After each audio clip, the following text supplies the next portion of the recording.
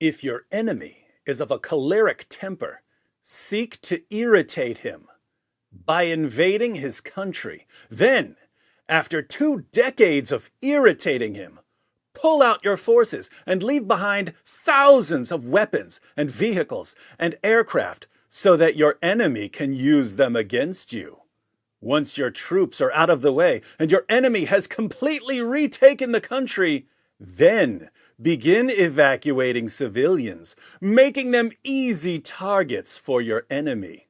In doing this, you will confuse your enemy with your supreme stupidity. Wow. That Sun Tzu really was a master of military strategy.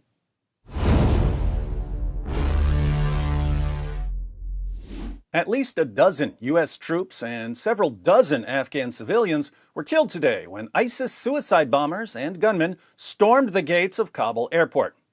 But President Joe Biden comforted the world with these words. A tough day. It sure was, Mr. President. Reuters reports. Suicide bombers struck the crowded gates of Kabul airport with at least 2 explosions on Thursday, causing a bloodbath among civilians and U.S. troops and bringing a catastrophic halt to the airlift of tens of thousands of Afghans desperate to flee. 2 U.S. officials put the U.S. death toll at 12 service members killed, making it one of the deadliest incidents for American troops of the entire 20-year war. No U.S. troops were killed in Afghanistan for the past 18 months. Before today, the last time U.S. soldiers were killed in Afghanistan was February 8th of 2020. But at least a dozen were killed today, and the deadline for withdrawal is still several days away, so the bloodbath might not be finished just yet. There was no complete toll of Afghan civilians, but video images uploaded by Afghan journalists showed dozens of bodies of people killed in packed crowds outside the airport. A watery ditch by the airport fence was filled with blood-soaked corpses, some being fished out and laid in heaps on the canal side, while wailing civilians searched for loved ones. Think about the level of rage here. U.S. troops were leaving. The people who helped them were trying to leave.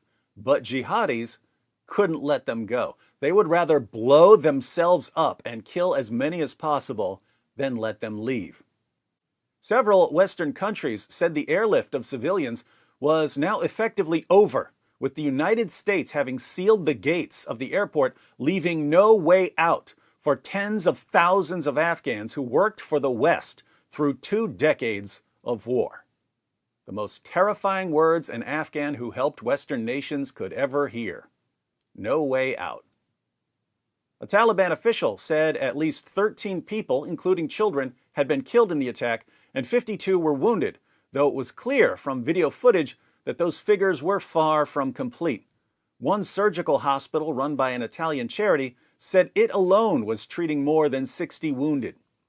The explosions took place amid the crowds outside the airport who have been massing for days in hope of escaping in an airlift which the United States says will end by Tuesday, following the swift capture of the country by the Taliban.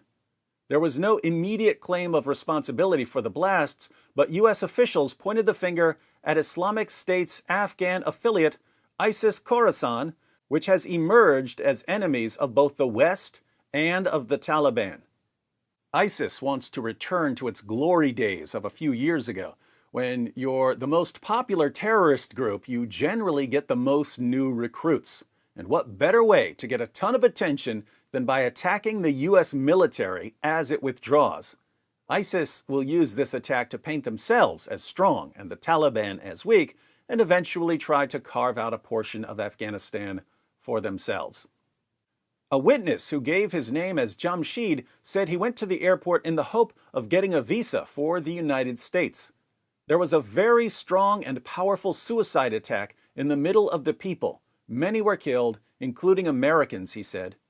Zubair, a 24-year-old civil engineer who had been trying for nearly a week to get inside the airport with a cousin who had papers authorizing him to travel to the United States, said he was 50 meters from the first of 2 suicide bombers who detonated explosives at the gate.